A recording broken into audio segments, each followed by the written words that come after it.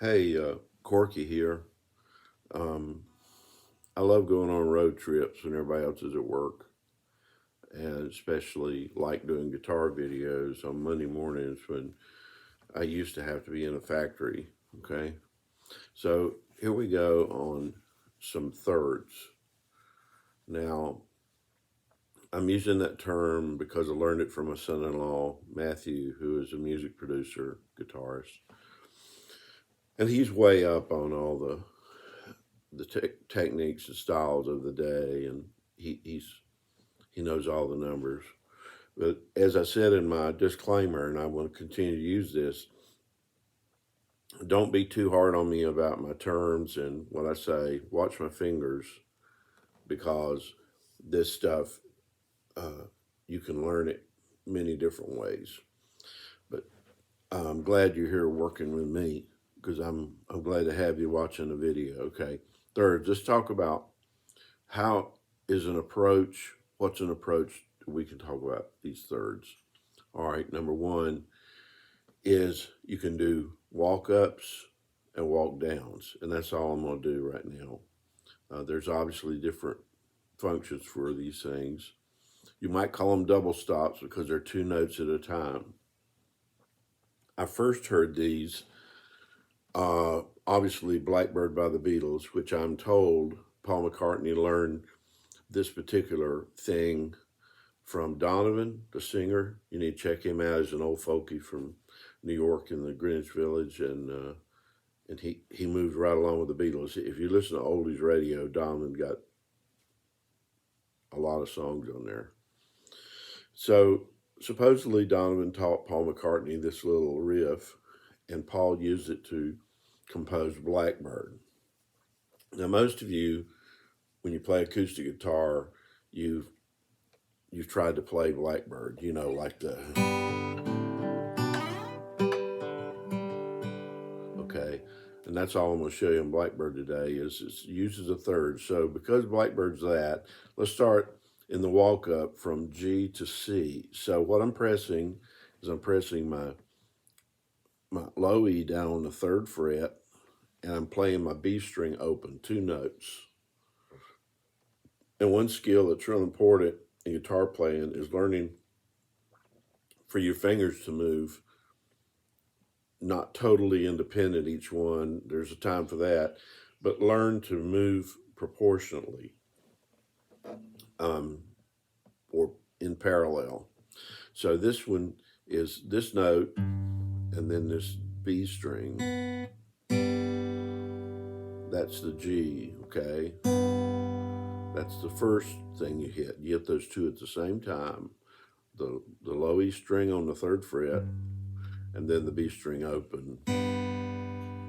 All right. The second step is to play the A string open and then the C note on the B string, first fret. There's two. And then the third one is to press the A string down the second fret and then the B string down the third fret. And then you go up to the C. We're walking up to a C, and here's the C. I'm hitting the C note on the A string, third fret. I'm hitting the B string on the first fret. Actually, no, I'm wrong there. I'm supposed to hit a third. So I'm hitting the A string on the third fret, and then my high E is open. And here's what it sounds like in the walk up. Okay. Now, if you're a solo player and you don't have a second guitar player, this will add the variety to your playing, and it will surprise your audience for you to go like, okay.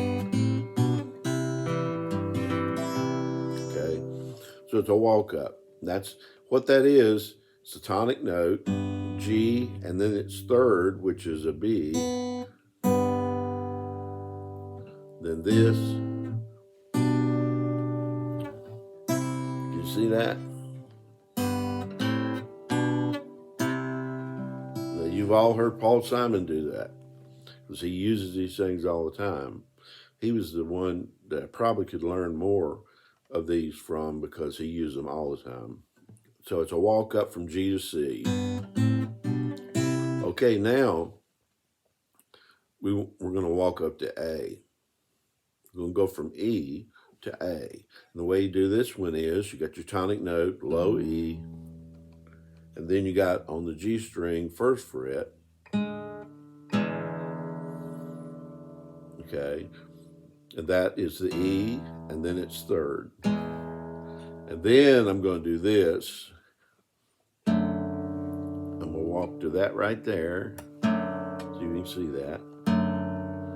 All right, back E, and I'm pressing on the second fret, the low E string, and the G string. I'm only playing 2 notes. And then you slide that bird up 2 more frets, and then you hit your A. Okay, so walking from E to A, and Phil Keaggy uses this in There's a Time and a Place for Everything. Paul McCartney uses it in Junk. 2 good examples.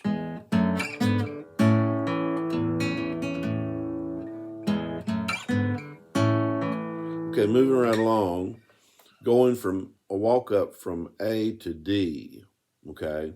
And this one, you're gonna go A, your tonic note, and the third, which is a C sharp, all right?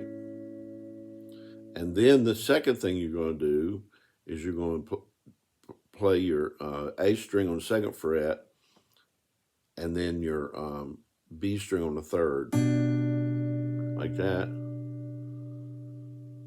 All right, so we're doing this here.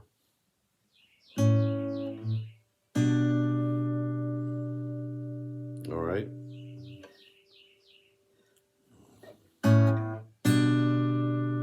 And then the third one is going to be this on the A string on the fourth fret and the open E.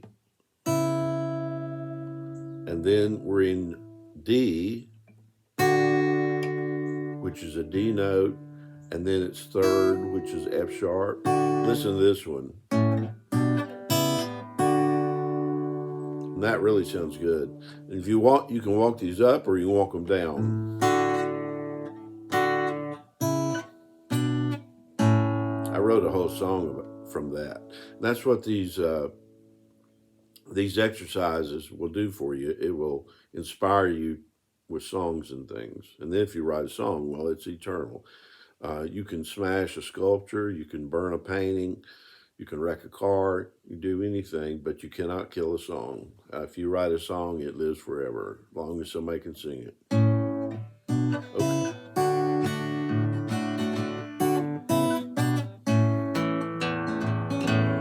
Now you might find in my stuff little mistakes, but this is the way I learned them, and they make sense to me. Okay, so we're doing G to C. That's in Alice's Restaurant by Arlo Guthrie. It's in Mr. Bojangles with Jerry Jeff Walker. So it's like, and then E to A, or A to D. See, when I walk up to it, then I start doing my alternating bass, but like this. Okay. Let's see, E to A, G to C, A to D. Let's don't do that one. But anyway, that's good. That's 3 good examples of thirds, walking up to thirds. So, like Mr. Bojangles. I knew a man, Bojangles, and he danced for you. Worn out shoes. Now,